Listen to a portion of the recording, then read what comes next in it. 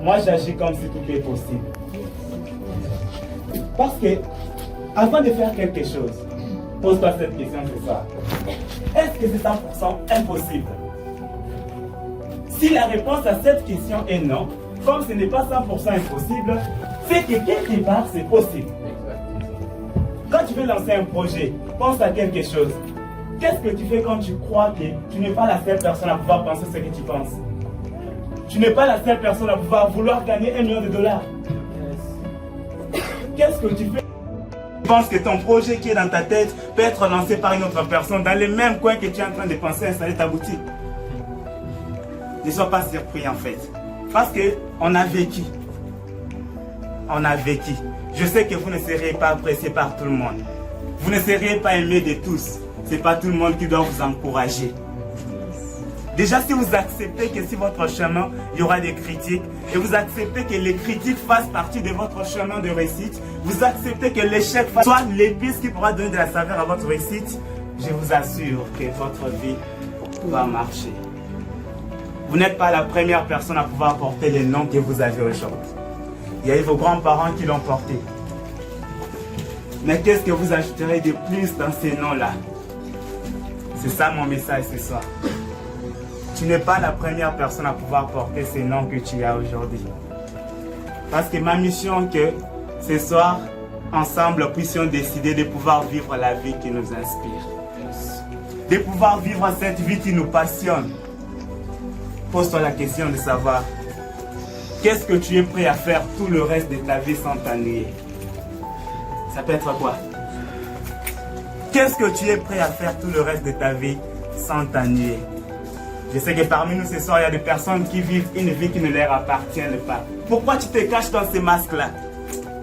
Parce que déjà, vouloir ressembler à tout le monde, c'est ressembler à personne, comme le coach Strass l'a dit. Si tu continues à faire ce que tu as toujours fait, tu vas obtenir les résultats que tu as toujours obtenus. Si tu veux obtenir quelque chose de nouveau, faites plutôt quelque chose de nouveau. D'accord? Nous sommes les résultats de nos propres décisions. Nous sommes les résultats de nos choix. Personne n'est responsable. Je sais qu'à un moment donné, on se met à blâmer les gouvernements. Moi, je ne crois pas qu'il y aura un moment où le gouvernement doit passer porte à porte pour remettre les sacs à semoule. Ça ne marchera pas. Et si tu attends que ça soit le cas, tu dois rester dans ton coin. Et quand tu restes dans ta zone de confort, tu ne vivras pas la vie qui t'inspire. Je sais que tu es dans un boulot qui t'empoisonne. Mais essaye de sortir et essaye une nouvelle chose. Tu as des amis qui ne sont pas bons pour toi. Quitte les camps en fait. Parce qu'il y a un auteur qui a dit, les grands esprits parlent des idées. Les esprits moyens parlent de la vie des gens. Et les petits esprits parlent des événements qui se déroulent dans le monde. Dites-moi à cet instant ici, tu fais partie de quel type d'esprit? Sincèrement, sincèrement. Tu fais partie de quel type? Qui va dire la vérité? Tu fais partie de quel type d'esprit? Le grand esprit. Le premier. Est-ce que tout le monde fait partie du grand esprit? Donc vous voulez me dire que personne ne parle de la vie des autres ici? Vraiment. Tu peux me dire quoi? Je suis un grand esprit, mais... à moyen, à petit. D'accord? Parce qu'à un moment donné, on parle des événements tous. Mais sur quoi est-ce que tu te concentres? Parce que votre vieillesse, la vie que vous aurez dans votre vieillesse, dépend de comment vous aviez vécu votre jeunesse. Est-ce qu'on est ensemble? une personne doit me dire quelque chose. Parce que tout le monde dans sa vie a un levier sur lequel, si on appuie, soit ça déclenche la colère. Vrai ou faux? Et il n'y a pas que des leviers de colère. Il y a aussi des leviers sur lesquels, si on appuie ce soir, ça déclenche la décision.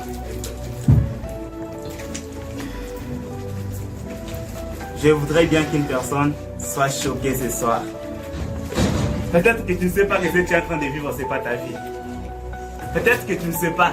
Parce que quand tu es dans ta zone de confort, est-ce que vous savez ce que c'est dans une zone de confort?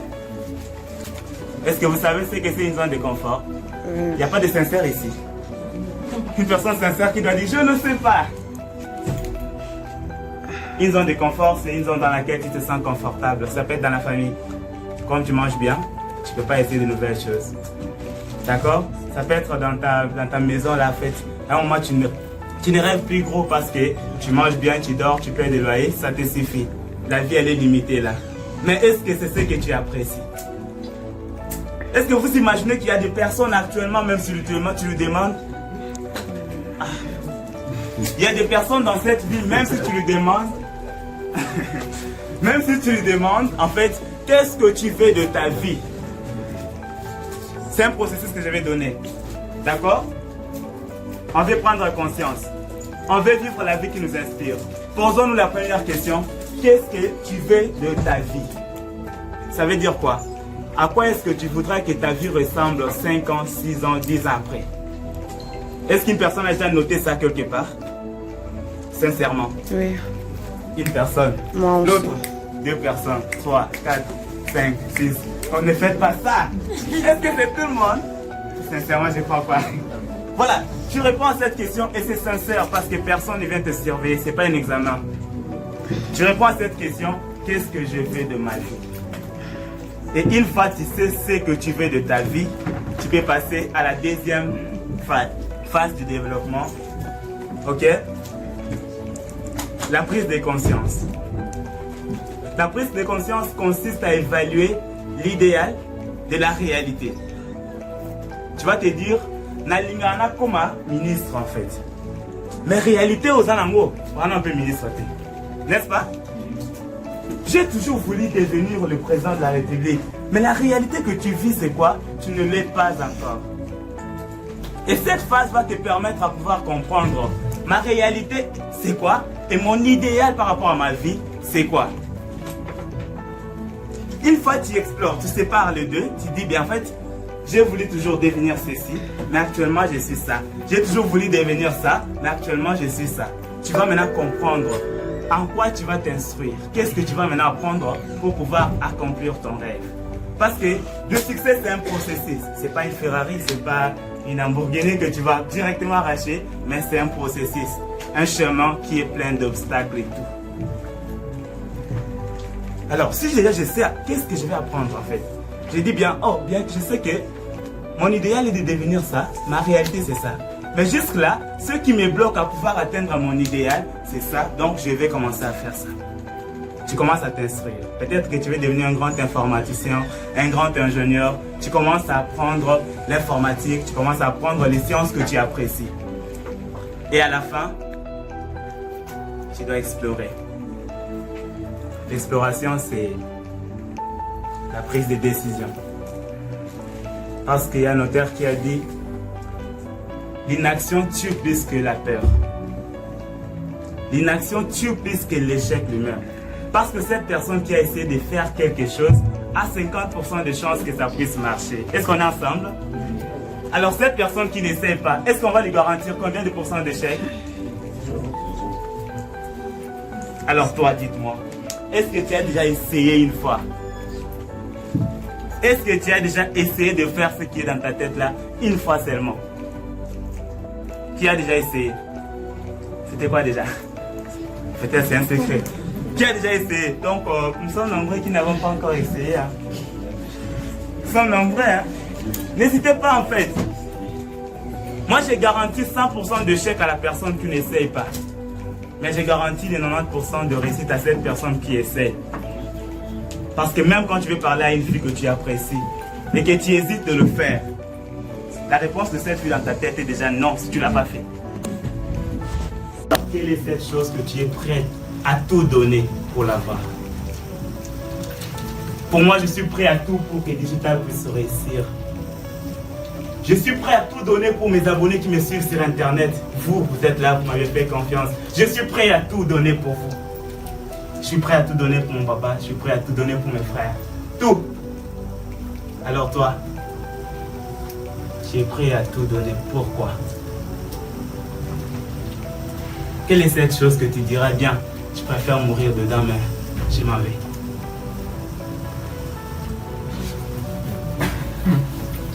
C'est une réponse privée. Mais rassure-moi que tu as répondu à ça. Yes. Avant même de venir ici. Alors, si tu sais des choses pour lesquelles tu es prêt à tout donner dans ta vie, alors pose-toi la question. Imaginons que tu es sur le lit de l'hôpital. Ok? Et que les potentiels, en fait, les fantômes, toi tu es sur le lit d'hôpital, tu es mort, hein? Tu ne sens pas mort. Tu es mort. J'ai dit imaginer en fait, je n'ai pas dit que vous êtes mort. J'ai dit imaginer sur le lit de l'hôpital en fait, vous êtes mort. Et les fantômes de votre potentiel insatisfait autour de vous en train de pleurer. Les potentiels de vos rêves que vous n'avez pas réalisés. Les potentiels de vos idées que vous n'avez pas entreprises. Les potentiels des souhaits que vous n'avez pas pu exprimer. Ils sont là à tes côtés pour te dire, tu aurais pu nous enfanter, mais là regarde, nous sommes en train de mourir avec toi. Combien de fantômes seront autour de toi?